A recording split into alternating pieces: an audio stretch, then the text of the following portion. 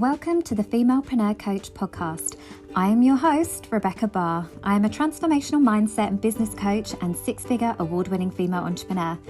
Ladies, I'm here to tell you that business and making money doesn't have to be hard when you're in alignment and flow.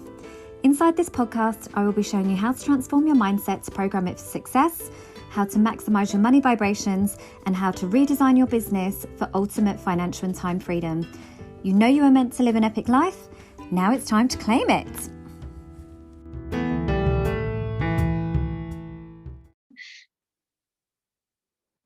Yay! Okay. Thank you so much. We're live. We're officially actually doing what we're supposed to be doing. So we've been chatting for ages. I always can when I talk to you, Kate. It's so inspiring. As I was just saying, that I see you as a true representation of a female business leader, and it's just, this is my jam. It's lovely to be around empowered women. But thank you so much for joining me today. Obviously, you're very welcome. Thank you for having me. Oh, you've been on my list from the very beginning. I'm so excited. Thank you for fitting me in, because you are literally very busy and hardworking. All right, my love, no problem. Running an empire. So this is obviously Kate. I'm going to let her introduce herself, but she is obviously a six-figure business earner. She works in recruitment. Very inspiring, absolutely smashing the game. We've worked together or collaborated together through a membership. We're both masters.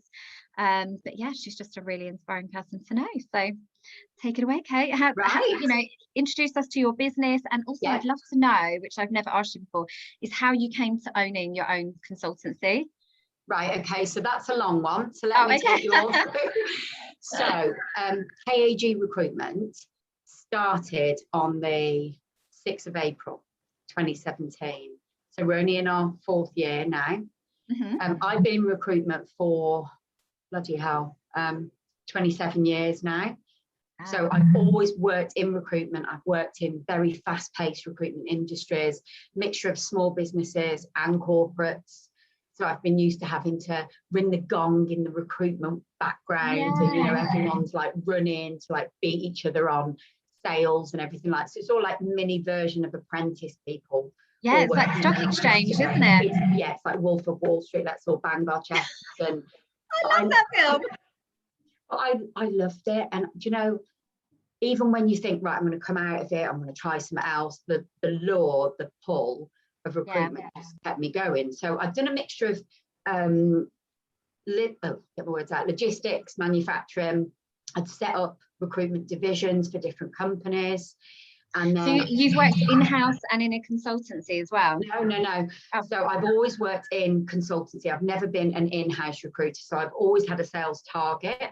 Wow, 27 years is a really good sales target. Yeah. Wow. I have my hair coloured on a regular basis. That's an incredible mindset, because that's typically an industry that burns people out quite quickly. So and I think it does if you let it, and it can do it. It can do it very quickly, and it's happened before you realise that you're halfway through burnout. Yeah. So I always kind of had the mindset when I was working in those businesses that it was mine. So I ran it like it was my own. So oh my gosh, to my own ideal employee. I don't know. I gave back as good as I got. So they probably, if you speak to my old managers now, they're probably like, bloody hell, she was high maintenance. But I enjoyed what I did, and I did it. Obviously, I did it for the money. That's why people are in recruitment. You'd be bloody mad for any other reason, really. But it's high sales commissions, isn't it, for placements? Unless you work for companies that then try and drop your commission, which has happened on occasion as well, because you're earning too much. Oh, really? So, they've capped it. So it's well, we'll cap that now. All right, then. So where's the incentive to do more? Yeah. So, but the time I've been in recruitment, it's right, I love it. I love the challenge. I love the drive. I love the buzz. So I think where everyone's like, it's about the money. It's about the money. Yes, it is. But for me, it was about the pace. Yeah. So I want to work somewhere where I'm all over the place, and nothing's no 2 days are the same. And I absolutely got that. I also did temporary recruitment. Mm-hmm. So I had a 24-hour phone. Mm-hmm. So I remember when my son was 14 months old, I was sat with him in the night up with the phone going, 4 o'clock in the morning, people looking for staff. baby, phone, juggling. And at that point I thought, I need to change what I'm doing. But I had been made redundant twice in the space of 9 years. It's very much like I'll make the money for other people and they'll go off and have their nice holidays and have their nice cars, and then, oh, we're going to close this down, so we don't need you anymore. And the ironic thing is, as a business owner, it's entirely in reverse. Everybody else gets their nice holidays before you. Yes, exactly. And then I'm like, why doesn't this happen now? But there we go. I don't mind, it's only 4 years in. But I got to the point, I'd worked in graduate recruitment for the last 9 years. It was incredible. To be honest, Beck, I would never have left. And they decided to shut the business down. Loads of internal politics were going on, and I had to tell everybody else they'd lost their job as well as losing mine. So that was really tough. And I came home, sat down with my husband, and burst into tears. Obviously, the job that I love has gone. The stability of having the salary coming in has gone. My car's gone. They've literally taken my car, so I've got no money, no car, no job. Wow. What the hell am I going to do? And I sat for probably the best part of 4 weeks toying over the easy option. Let's go and work for another agency, because I could go in there and do that. And I had people coming to me saying, we'll set you up a desk, we'll start you off on your own, you can start a new division, you can bring your own team, you can have what you want. And it's my husband who said to me, if they're doing all that, Kate, throwing all that at you, it's because you can do it yourself. And I'm like, I've got £25 in the bank. How the hell am I going to do this? That's the hard dilemma, isn't it? As a business owner, I found that in places where it's like, it's that balance between the short-term gain, but the long-term vision. And when you know that you're meant for more, and it's like, oh, but if I can just write it out, this could be the greater reward. Like it takes a lot of confidence and self-belief to get to that point, which is something that I'm definitely trying to instill with my clients. I think it's like, play the long game, think bigger than you ever have before, because if you've got it in you, it's meant for you. And I think because I was probably like most people, and they've lost their jobs, I was in such a low place. My confidence was really low. And then, I was on a great salary, a great package. All of a sudden that's gone. So it's not just a case of I've lost my job, it's how am I going to replace that job? So we went and just thought, right, stuff it, we're going to go and do this. So I started up the business, and when I say we, I say that in the sense that my husband was behind me like 110% for doing it. So without him, it would not have happened. Oh, good for him. Because I think I was literally at that point where I didn't have the belief in myself, and I didn't have like you guys, I didn't have that support network. So when we all talk about now, oh my God, if this was available when I started my business, and having the support of all these amazing women together that you can share these experiences with, if I'd have had that then, it would have been a no-brainer. Absolutely. I mean, I kind of had a similar experience in the sense that obviously I have a HR and a recruitment background, so I can absolutely relate to all of the things that you said about recruitment. By far was my absolute favorite part of HR, because it's so positive. Like you're constantly like putting people in the right places, and growing the business and managing talent and stuff. It's so exciting. But equally, I had the same thing where I went to go to work one day, and my mum was my main caregiver. Obviously a single parent at the time. I had 3 kids. Only one was at reception. The other 2 were still at home. They were quite small. And my mum had a stroke. Like literally could not have the children from that day forwards. And obviously I went to my employers and I was like, oh my God, like what do I do? Like, can you help me with flexible working? Can you give me a bit of time to try and figure something out? Also knowing that actually I'm never going to be able to afford childcare at this point for all of them. And they were literally like, absolutely not. Bye. We need somebody that's committed to the role, and it is what it is. So, and obviously as an employer I can see both sides of that now, but at the time it was really heartbreaking because it felt so personal. And then equally there was nothing I could do. I obviously then started my entrepreneurial journey. I always feel like the universe knows better than we do sometimes. They have bigger plans than we even dream of. And that was like the start of like my rebirth, if I'm honest. Like that was the best thing that ever happened to me. But equally, I didn't have a community. And if anything, it actually took me away from my friends and all of the people around me that had known me in this little comfortable Becky-sized box. Can't Like, believe we know you, what, yeah, just said yeah. that. Yeah. When I then started like, oh, I'm going to have a business, and I had to relocate and sell my house, like, they just couldn't relate to me anymore. And it was like, it was the loneliest That's journey. really hard, that, isn't it? Yeah, Yeah, because literally there was no one coming to my launches, no one No. liking my posts, no No. one like cheering me on. We're all liking them now, Beck. Yeah. So community really does make a difference, because as much as, you know, you get the self, you know, the strength within, if you don't have to go through that, don't go through that. Yeah. I know. But Yeah. I mean, I remember the first day I started, well, for like a few days leading up to start, and I've got the website company and the bank and the accountant, and I'm going, right, this is me. I've got no money. I'm on my own. I'm just starting off a new business. I don't have any trading accounts. No, I can't pay this up front. So you're relying on people to believe in you. Yeah. You know, this is what I'm going to do. And they're like, yeah, I mean, thank God, my website company, everybody I work with, I still work with, they all believed in me, and they're incredible.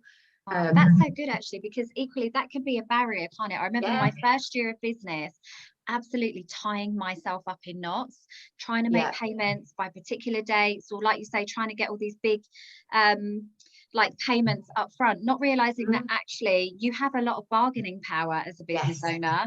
And you know, if you can dictate terms and you can negotiate rates, and people will wait if they know it's coming, and you don't have to take the first no. And it's realizing that as a business owner, actually, that you do have some element of power and status, that you can say no, you can set boundaries, you can do things on your own terms. So I love that you did that from the start. I was just like, right, I'm going to be really honest, this is the way it's going to work, so I'm going to be really, really clear with you, and you'll either want to work with me on it or you won't. So we've gone through that journey together, which has been amazing. You know, and when I speak to, like, particularly like my accountant and that now, just, you know, from the first day you came in here, where you were just sat pretty much, you know, without a clue of what you were going to do, I was like, right, this is what I want to do. This is how I want the business to look. You know, she said, and now it's like full throttle, people working for you, you know, sponsoring this, going into this, new launch, new products. Because for me, I want to keep it fresh. I want to keep it going. I want to keep it evolving. And I think, you know, working in recruitment as long as I have, I think the things where people stay very stagnant in what they do, and it's like a set approach, and that's what we do, and we can't change it. I'm like, we can. Well, that's the benefit of being a business owner, isn't it? And particularly one that can tap into your intuition or your creativity, your feminine energy, like to keep it fresh for yourself and moving forwards and exciting. And oh my God, I love that. So you literally just started up at home with a laptop, website. And off I went. But I got hit with a lot of, and this is really interesting now, based on the fact that 80% of the population now work from home. I got turned down by quite a lot of businesses because I didn't have an office. So you haven't got an office and you don't have staff. Okay, well, that's 2 overheads that are going to be added onto your fees. So why would you want that? I was saying, well, my fees are more competitive because I don't have those overheads. So I don't have a great big sparkly glass tower building. I don't have a fancy coffee machine or 50 private car parking spaces in the car park or 100 members of staff. But I'll do the job exactly the same way for you, if not, well, better. And it won't cost you as much. So what's not to like about that? I think that's where your clients will naturally find you, or they won't. Like the right people will find you, because but now they'll I'm be like, inspired by that. We all work from home. So I know. Well, that's the thing. When I look back at my job, I obviously asked, like, maybe I could work from home a couple of days a week, and they were like, nope. Like, not even a chance. Think how many people in businesses have lost good people by being so inflexible. I know. And I do think, like, with every setback, there's a comeback. And obviously with the pandemic, that was a setback for a lot of people. But now it has given you so much more bargaining power to, you know, ask for flexibility, ask for time off, ask for sabbaticals, work from home, you know, all of these sorts of things. Like, we all have to be creative and innovative to continue to move forwards, which I love. But I've always worked on the basis that my job it's never been a 9 till 5, and it never will be. Obviously the services that we offer aren't just recruitment, but you know, the girls who work with me, we all work very much on the basis of, do you know what, if you have to go and get your nails done, you need to do it in the day, or your son needs picking up from school, or you've got an appointment, it's no big deal, because the work can be done. And as long as the work's done, and I think again, where you look at all these people that have potentially lost really good people for not having that flexible approach, and don't get me wrong, I know that, you know, it's got to be delivered and money needs to come in, but I find you get so much more back from people when you work with that approach. Oh, 100%, because you must get so much more loyalty as well, and so much more well, they've obviously got more autonomy, haven't they? So they can go off and, you know, they'll make better decisions, they'll work harder, they'll appreciate it a lot more, like they'll take more ownership, like 100%. I'm so glad that more people are embracing this way of working. But you did kind of touch on it actually, about how it's not just, you know, placement services that you do. So I've noticed, like, firstly, I love the fact that you work in industries that are typically male dominated. So that's always quite interesting. Because I have as well. I've worked in like telecommunications, rail and construction that are all like all typically and I don't know why, but I've just kind of gravitated. It's your natural, it's your alpha, isn't it? It's your alpha energy that's gone such an straight alpha there. I'm such an alpha, can't help it. But I'm like, I want to prove myself even more then. And it's prove yourself's probably the wrong word to use, Beck. It's like, put me in that situation, I'll do that job just as well.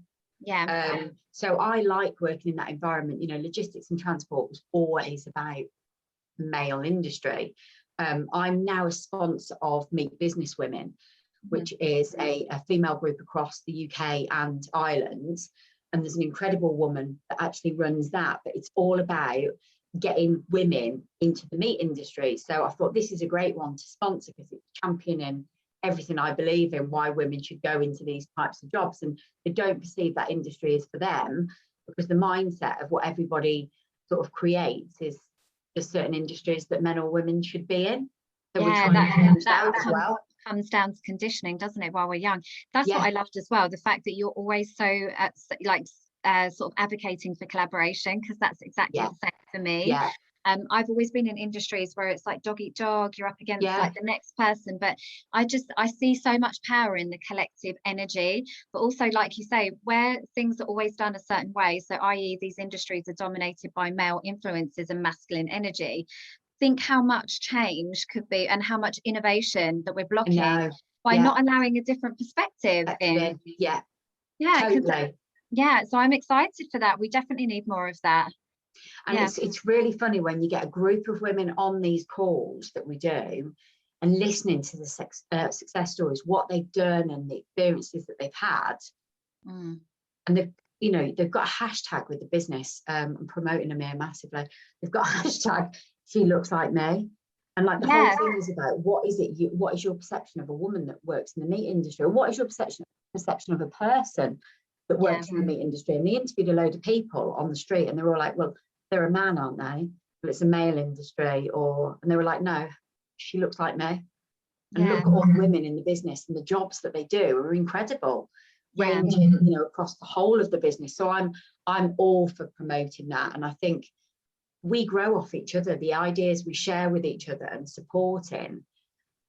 Gone are the days to me of that dog eat dog fighting, you know, trying to hide your homework, not sharing your success stories. I remember those girls at uni that would be like, have you done your homework? No, I haven't even done it. Like, oh, but here's my 10-page report. All written up, and you're like, cheers, thanks for that.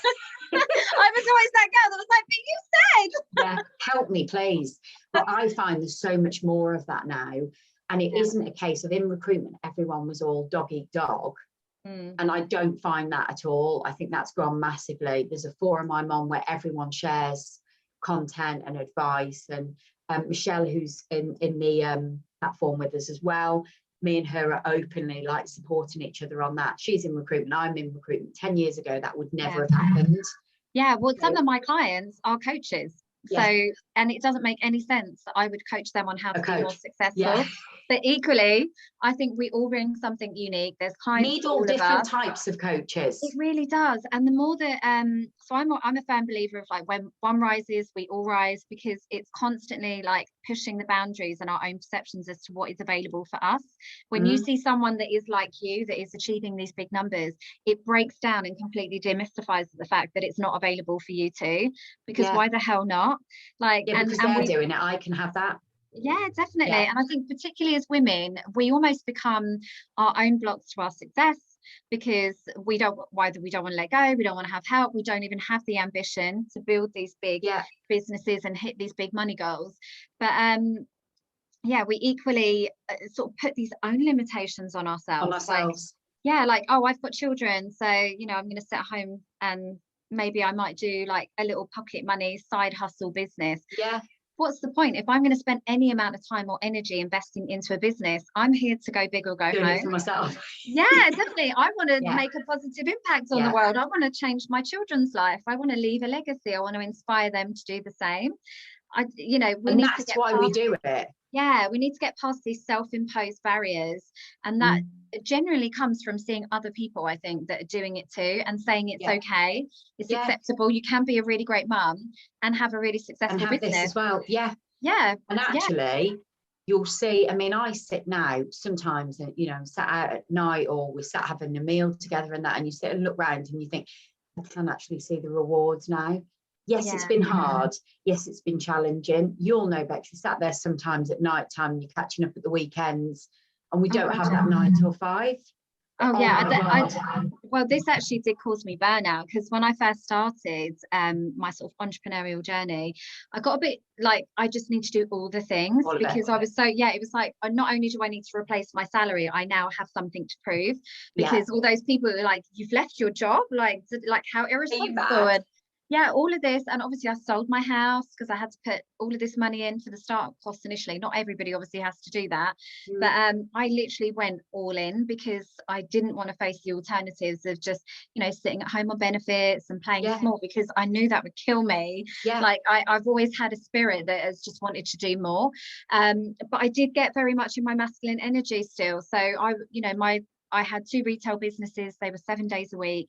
I had 3 children that were super young, but and I also had a 4th baby and had 1 day's maternity leave. Like, literally, I was discharged from hospital and I was back in the shop the next day. Oh my God, it doesn't surprise me in the slightest. I know. Well, to be fair, he was pretty good. He just like sat in the little thing. Along for the ride. I know, and it's actually really funny, because one of the businesses was a ladies' hair salon. So, oh my God, that boy has got so much confidence for days. The women, he absolutely loves them. Love them. He's obsessed with hair. It's really funny, because one of the things was hair extensions, and I always joke, like, I've given him like a bit of a weird fetish, because when he used to be like crying on the way, like driving on the way to work, baby in the car seat, it's all a bit hectic, I used to give him the ring with the hair extensions on it, like the samples. Oh my God. So I just sort of dangled that over instead of a baby mobile, and he would, because I could hang it on the dummy, have the hair extension. So he just used to like pull the hair, and he also used to love the sound of hair dryers, like white noise. So I had to get an app to put him to sleep that was the sound of a hair dryer. It's gone too far now. So it was obviously Can't do that with the next one. No, absolutely not. Well, and I do think there is a place for that, but then I think it's equally recognizing the opportunities where you can step back and you don't. So there was loads of times that I could have taken time off, but either ego, or I didn't have the right staff in place, or I didn't have the right support. I was the reason that I wasn't stepping back, and or I didn't think they could do it as good as I could. If we all asked ourselves that honestly, we'd all say the same. We're the reason we hold ourselves back. Our subconsciousness is telling us one thing, we're then doing another. And I think a lot of my coaching, that's where, when I'm speaking to people now and I'm coaching on how to sell themselves, how to sell their business, when we're recruiting people for their business, their mindset is everybody wants to work for me. And I'm like, no, they don't.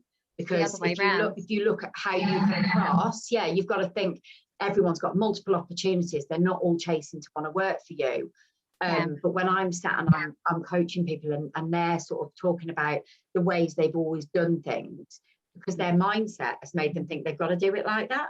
Yeah. And it's only when you start talking it's potentially that positive reinforcement, isn't it, in the sense that you've done a task, albeit you've absolutely killed yourself to do it, but you've got a positive reward because you've got an outcome.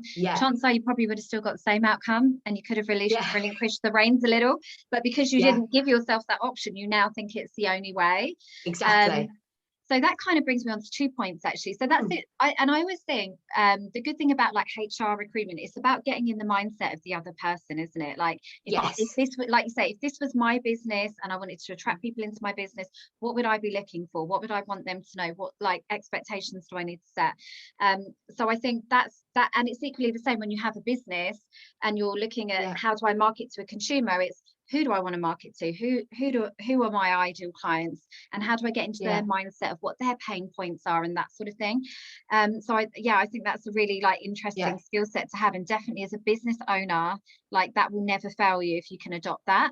But obviously you touched on before, like coaching women to sell themselves. Why do you think we struggle so much with that, with selling ourselves and our businesses? You know what? I would have always, if anyone had asked me it before, Bex, I'd have said, no, I don't struggle with it. It's only because I've actually had a massive reality check, probably over the last 18, 24 months, where I've thought, just be honest with yourself, you know, ask yourself, ask your inner self, what is it that I think and why am I thinking it? And it's exactly what you've said. You go back to things that you've had in your childhood, and there'll be trigger points there that have made that happen. And it follows you through life. And it's not until you let that negative emotion go that you're able to move on from it. So rather than you know, having it holding you back, I'm now with the mindset of, do you know what? I'm having a go at whatever I want to do. It doesn't work. I'll try it again and I'll try it in a different way. But why can't I do it? Yeah, I'm kind of getting to that point now. I'm nearly 40, so I'm at the point where I can't embarrass myself any more than I probably already have done on many nights out. I'm just going to go for it anyway. And I still I just haven't had any nights out for a really long time. I'm always pregnant. Oh no. But yeah, no, and I think particularly as women as well, because even if you think of like epigenetics and our DNA, like there will be certain, at any point in history as a woman, we've been persecuted for speaking our truth, or being different, you know, having an opinion, being out there, having an opinion. Yeah, and scientifically, these inherent fears and phobias that we have, they are passed down through our genetics. It's a safety mechanism. Same as, you know, like species will evolve within certain environments. They'll suddenly grow fins or I don't know, something else, or adapt to the climate in some way. Like it's all to do with survival. So I can absolutely understand where it's coming from, and particularly where you say like childhood traumas. That's where our beliefs are formed before the age of 6. So if we, you know, for instance, stood up in the playground and was like, who wants to play like kiss chase? And everyone went, no. You'd be like, oh, mortified. Okay, then off I go in the corner. Yeah. So that's it. You would have formed a belief that I'm not worthy. Nobody wants to listen to what I've got to say. Nobody wants to be my friend. Like and then your brain will actively be looking for instances as you go through life to reaffirm that belief. Yeah. So it is unpicking that, isn't it?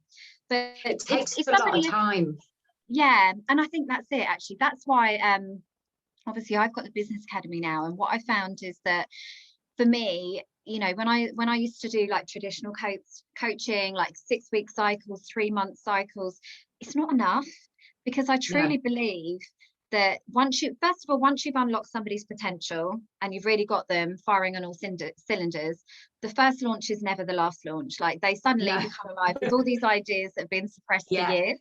So it's the next thing. So that allows me the longevity to help them through those multiple launches.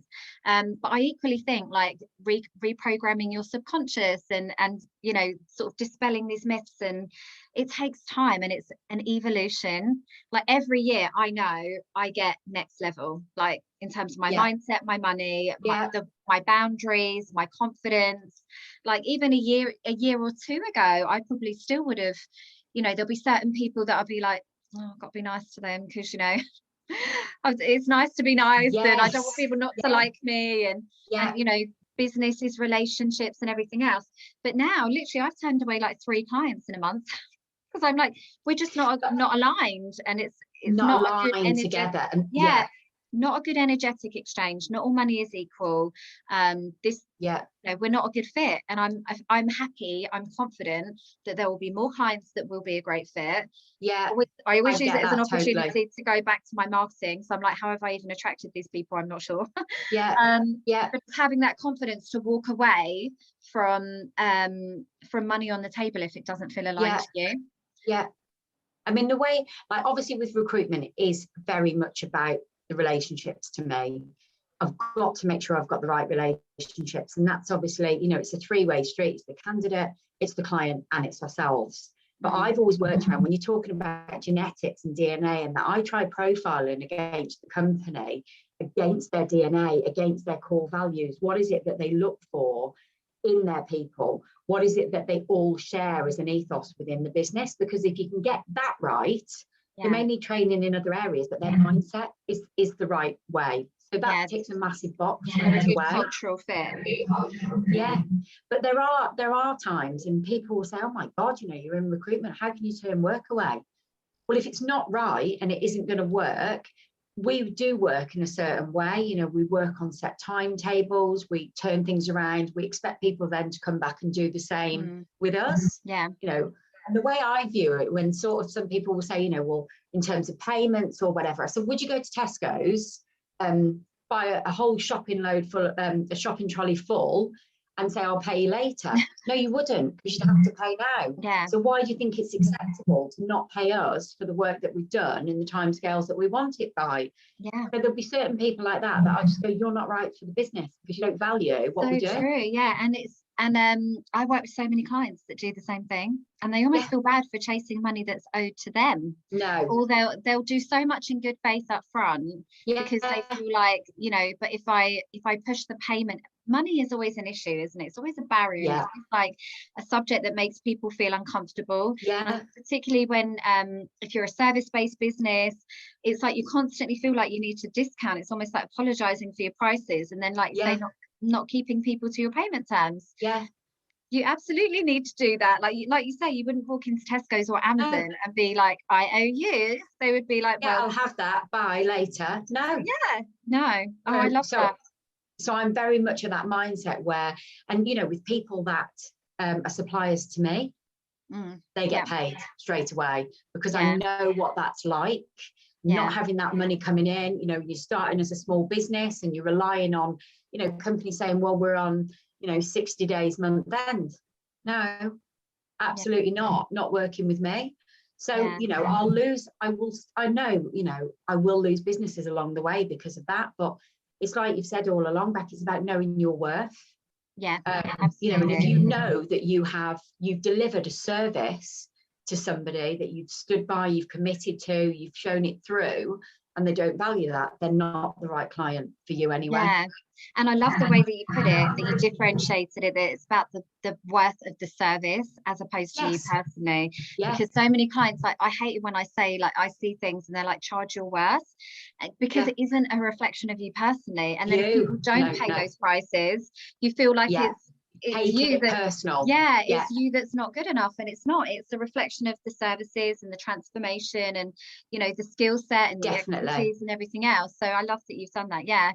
It is absolutely knowing your worth, standing true to your values and your prices, and knowing that the right clients are out there for you. It's just a case of will come, and they will be there. I feel like Kevin Costner, like, build it, they will come. The amount of time I've used that in business. I said that to one of my clients the other day. The amount of time. I've used that before, actually. Because I do believe that. I love that one. I think you attract people in, don't you? And if you're not valuing your service, and you're so quick to discount, or, like you say, not accept, you know, be so flexible with your payment terms, people will not value it either. And it's completely true. Like, if you get something for free, I know loads of people that do, like, free. So I had a client once that was a coach, and bless her, like, she'd done like 100 hours for free for coaching, and I was like, did you even get any testimonials? She was like, well, no, because it was just the experience, and you know, I wanted to start building my network. And I was like, but do you think any of those people that have taken that free coaching, God love you, the energy that you've expended into that, are going to pay you when you get to full prices? Because they're not, if they think they could get it for free. There's no worth attached at all. And just going on to like services there, when it's important, just to say, when I was working in recruitment before, it was all about the transaction sale, and then it cut off. So when I started KAG, obviously the service is knowledge, attention, guidance. So knowledge is the training, is the coaching, where we work with managers, groups of managers, individual one-to-one, develop them as managers, being able to understand what they're looking for. But then the way I kind of viewed it is, right, now, if we look at the recruitment for them as well, we're training you as a manager to know your worth, to know how to sell your offering, and to understand your employee value proposition, why someone can come and work for you. We then find you the right person because we're profiling on your DNA, because we understand your cultures. And then guidance is all about, we do a 3 and 6 month review. So all of the candidates we place, we come in and see. So we're making sure, saying almost, we're putting our money where our mouth is. We will be in front of you at 3 and 6 months. If you're not happy with what we've done, and if the candidate isn't the right fit for you, we're going to be here and you're going to be telling us that. So it's that extra reassurance for them that we've got that support. Because recruitment's expensive, but you know, it's a high cost for people to pay. And you've got to get it right. It's an unseen cost as well, isn't it? That people take for granted, the cost of like the lost productivity and you know, like replacing that person. But I love that essentially what you've done is build your business on integrity, and that's the most important thing, isn't it? So it's not a quick win, it's not take somebody's money and go. And that's kind of like my whole ethos as well with coaching and everything else. And also the women that are coming through the academy, is build your business with integrity, like exceed your customers' expectations, have like you know, where you're constantly over delivering, and then your business will automatically grow, because it's selling is serving essentially at the end of the day. So the more you serve your audience, your clients, the more money you will make. And I think the main thing for me was I wanted to do all this before. And I suppose this is the point I'm trying to get across. When it's your own business, I couldn't have done those things because my old boss would never have let me go out and do a review with somebody who I placed. And I'm not charging for that, because that's the added value for me. I'm going out and I'm making sure somebody I've placed is happy. That helps people's retention, that keeps their costs down. It also means they come back to us because we value their business. If I'd said that to my old manager, he'd been like, why are you going out and not charging anything? So it's like you said about being able to work it the way you want to represent yourself. That's definitely where I start whenever I'm trying to get a client, or a client is sort of in the beginning stages of business. I'm like, what are your core values? Like, what's important to you? Presumably there's a reason why you've started this business, why you're passionate about it, why you feel that you could do things differently. Like you say, I know I could do it better. And it's leaning into that, and then making sure that is consistent through every aspect of your business, all the way from sales to, you know, after sale care and nurturing your clients, because it's not always about finding brand new clients, is it? Every time it's also about those that reoccurring revenue as well. And we all know that it's about building that know, like and trust factor. People will buy from people, even no matter how big you scale, and no matter how much you can automate, which obviously I encourage you to do. People will still buy from people, and they will, and they want you. And that's the other thing you have to try and get around, because they have the experience of working with you, and then they're like, I want Beck. So then I don't charge work premium with for that. But that's what a lot of it is. And then it's like, you know, obviously with myself now, I can say, okay, so, you know, the girls will look after you from this point. You've still got, you know, the odd client that will say, well, like, I really need to speak to you still. It's like, well, that's fine, because I'd never walk away from anyone. But the whole point is that we all do it the same. We all deliver the same service. And we're all slightly mental, so that helps as well. So that's obviously comes from you recruiting the right people into your business that reflect your brand and values. Yeah, I've definitely been bitten in the past where I've just brought people on because I needed people, like bums on seats, and like we just, you know, I've got clients wanting appointments and then they've not been the right fit and it's absolutely bit me on the bum. And then I end up having to continually keep dipping back in the business. Pick it all up again. Yeah, and I think that's the main thing that I want to inspire women as a business owner. It's not just about being a business owner, it's being an empowered woman as well, to know your boundaries, to say no when you know, when things don't feel right, to use your intuition, to set those standards. Amazing. I'm just trying to think actually if I had any more questions, but yeah, I think we've because I just love everything that your business stands for. I think particularly because I've had that background in recruitment where it is just the Wolf of Wall Street, like you say, constant sales, turnover. Like it was just, everybody used to hate everything that worked in recruitment. I know. Because but that's they were like sharp. And everyone thinks that. And do you know what, Becky? It takes a long time to actually build that relationship, to say to people, we're not all like that. We don't work in that way. You know, if I look at some of the testimonials we've had over the years where people will say, I've never known a recruiter who's so diligent, or I've never known anyone who's really interested in me. Yeah. To me, that's a no-brainer, because we don't have a product. Yeah. We have a service business which is built on people. So if you don't look after those people and value them, they're not going to be there, or they're not going to rate you at all. Yeah, that's it. You can't underestimate the value of a testimonial on social proof either. So even if you were like the most cynical person in the world, but you know, people will want that as well. It's not just a you know, quick fix, quick money. You know, online businesses are kind of notorious for that, people just wanting to make a quick buck. I'm all about building a legacy business, and one that truly reflects you, one that you're proud to put your name to, because it will grow organically and authentically in that way. So I love that. So what would be like your main tips, I guess, for somebody that is like perhaps even leaving corporate, but then, you know, it's still relevant because they're going to be selling themselves and their business, and they're also going to be recruiting people into their business. So what would you say like the main tips that you would share with them? For somebody who's leaving the corporate world to start up on their own, I think it's, for me, very, very much about understanding your worth first. And actually coaching for me helped massively to understand my worth, but also to be able to go out there and deliver that message then confidently. It's a very, very different field game. And if it was somebody who's in the corporate world in recruitment and going out on their own, the advice I would give is take everything that you love out of the job that you do and implement that into your new role, adding in all the things that you were never allowed to do. Yeah.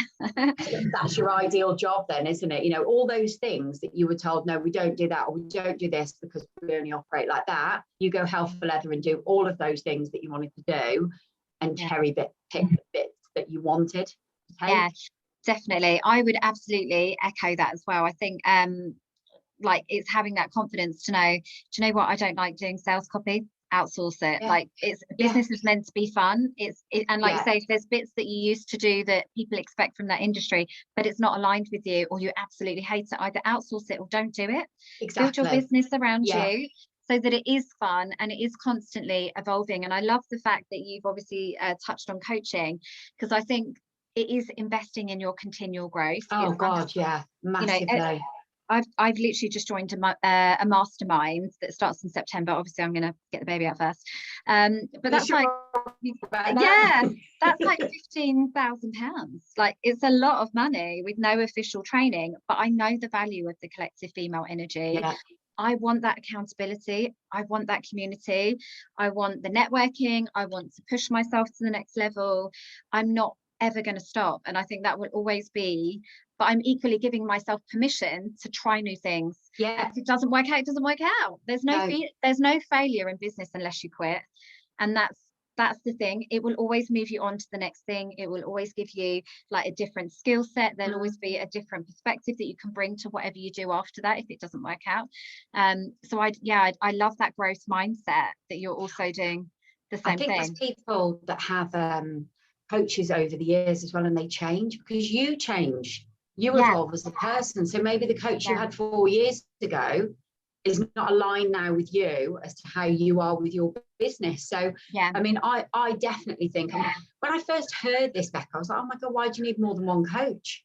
But you do, because everybody is very, very different and can bring a different energy to you as well. Definitely. And it caters to different aspects. So it's like I would say like money, mindset, business and soul. That's kind of like my brand pillars, but there'll be somebody potentially different for each one of those niches that's going to have, but all of those areas of your life and business you need to sort of, you know, be empowered in. So absolutely, I think like say even coaches evolve. Like my messaging has become so much clearer, and I am so much more like focused on the women that I want to serve, and the reason that I'm here is like, it's not just a case of I just want to help women, you know, be more empowered.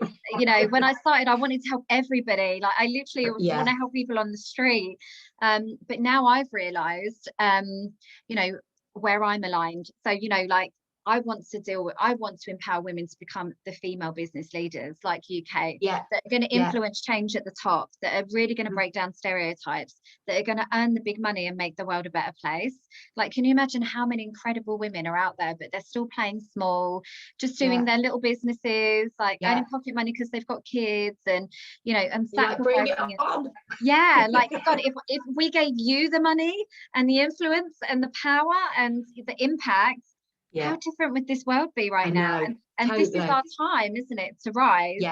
As more people are getting more flexibility, as more people are realizing that you're getting to your mid-30s or, you know, even 30, and you've done your corporate time, that there's more out there for you. Like, absolutely. It's just such a different working world, and it is so exciting. I tell you, the one main thing for me, I get up each morning, I don't ever have morning dread. I don't ever have, you know, like when you used to be going to school and you had the homework feeling on a Monday morning, or you can tell that was something from my childhood. So, you know, I never have that back, and I think I'm really privileged to be in that situation where I can come in and think I absolutely love what I do. But you gave yourself permission though to do that. That's the thing. So it's not about luck. I believe you make your own luck. But I think exactly the same. Like I love a Monday. That's my favorite day of the week. It's all about the start of the week, setting out your stall, like new week, new possibilities. Like I never wake up any morning miserable, uninspired. I'm excited to get my kids hate me. They're like, oh, because they're going to school, bless them. So I'm like, we just need to get you through this, and then you'll have the same lifestyle, bless them, to be empowered and do whatever the hell you want. But literally, other than the school run, I live life entirely on my own terms, and that's like the most that kind of freedom, like everybody needs to experience that at some point.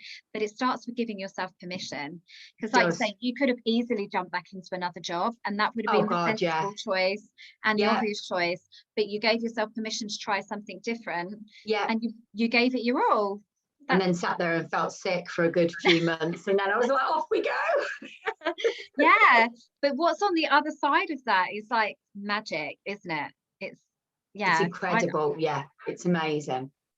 And I've got skill sets. I said earlier that I would have always told you I'm not a salesperson, I'm not creative, I'm not very good at marketing, even though I kind of had a background. It was always like prescriptive, as in like, this is the client, you work in house, like they sort of tell you what you need to do, whereas I'm having to come up with the creative ideas, the concepts, the completely just pulled an academy out of my arse, to be honest, because I designed it around me and I just thought this would be so great.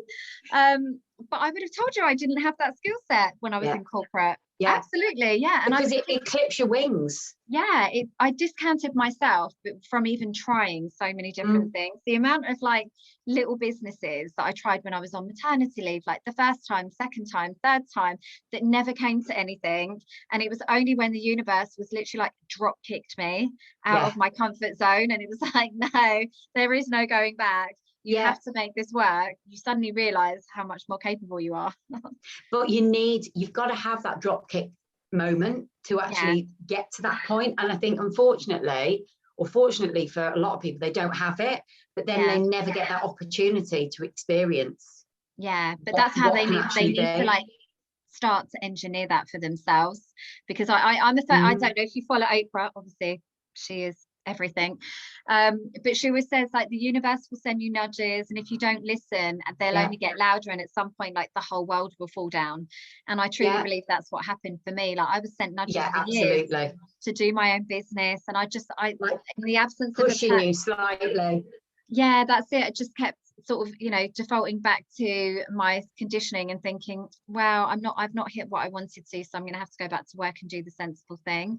And every time I went back from my maternity leave, like, and then I'd just get back into it, and then I'd be like, oh well, I'm here now. It's the easy thing. It's the easy thing to do. I mean, the first time I was made redundant, I was actually on maternity leave.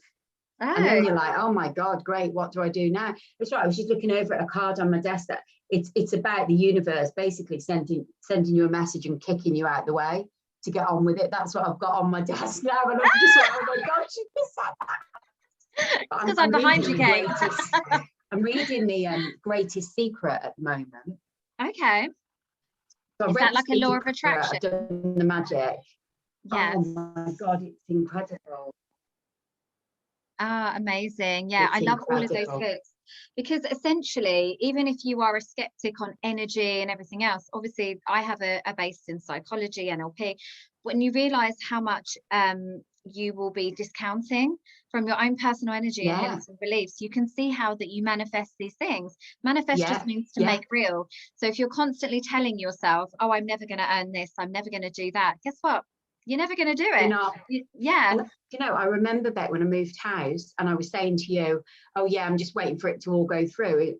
And you went, well, just bloody manifest it then, because it'll come through. It's like, yeah, it happened in 3 weeks then. I think that manifested a bit quicker. Oh, don't I did that one.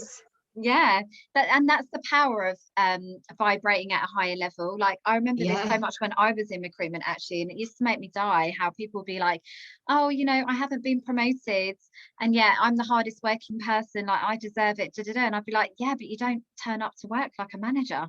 You moan and bitch in the kitchen, like you're still like a low level. If you want to be the next level, you've got to act like you're already at that next level in order for your manager to see you in that position and respect you in that role. Mindset needs to be there. Yeah, they need to feel like you're already there. So rather than feeling like, oh, my manager keeps giving me extra work, be grateful for that work, be excited for that work, because that's proving they're recognizing your skills. Yeah, and you've naturally already, you know, outgrown your container of the current role. Exactly. It's a next natural like movement for you into the next level role. So let's change those perceptions. Yeah, I'm all about containers and outgrowing your containers and moving on to the next one. Yeah, and sometimes we need that, don't we? So if you're sitting at home and you're like, oh my God, I've got so much more in me, then just do it. Yeah, what's the worst that's going to happen? Well, like, that's what I said. Yeah, what is the worst that could happen? And the worst that could have happened for me is that it didn't take off and I had to go back. I had to go back and find a role with somebody else. But I was never going to let that happen, because my mindset wouldn't have let that happen. Yeah, because that felt like the worst fate ever. But that's all that would have happened. Yeah, I was exactly the same. You know, it's like, no one's going to die. Nothing awful is going to happen that can't ever be undone. You know, like even if you had to take a backwards or a sideways step for a couple of years, you can always come back to it. Like, nothing's permanent. Yeah, so oh, I love that. I love that we're so we're right there, babe. We're right there. We're vibing together. That is the power of the collective female energy, just saying. It is. Yeah, we love it. Yeah, definitely. Oh, we definitely need more leaders like you. And I love the collaboration aspect. I love that you've obviously, like, you're obviously very successful. Like, let's not make any bones about it. Like, you are amazing at what you do. You're really super successful. You're running a fantastic business with great values, great team that are really in line with what you're doing. But you're also helping other women along. Pay you after for all of this. But you're also helping other women along the way. So you're collaborating, you're sponsoring, like that's exactly what business should be. It should be about leaving a legacy, shouldn't it, as well? And that's what I always wanted to do. I'm like, let's get involved, let's look at what other people are doing. And like you've said, you know, if that's working, I'll have a bit of that as well. Let's bring that in, because if that's working for you, that could work for me. Yeah, definitely. So I'm right all there about with sharing you, my the love. knowledge. Yeah. Oh, amazing. Okay, well, thank you so much for your time, Kate. I really, really appreciate it. You're very welcome. Thank you for having me, darling. anytime, like literally anytime. I could talk about this all day long. But yeah, so obviously if anybody has any questions or if they'd like to contact you, I'll pop all of your details, especially around your coaching. So I think that's the thing, like we need to realize as women, you don't have to struggle alone. And, you know, I think it's investing in yourself, your dreams, your ambitions, your business. You know, we are here to expand as a species. No one ever looked at a tree and it thought, right, I've grown enough. That's enough. That's me. I'm okay. I've reached a height. We don't need to grow anymore. Like we're the only, like every species is meant to grow, evolve, expand. So and I think definitely your coaching services would be amazing. So I'll absolutely pop details in there as well. But thank you so much for your time. All right, my darling. See you soon.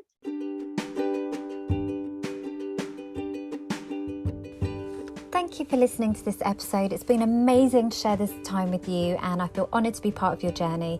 If you've loved what you've heard, had an aha moment, or found value in this episode, then please do like, comment and share.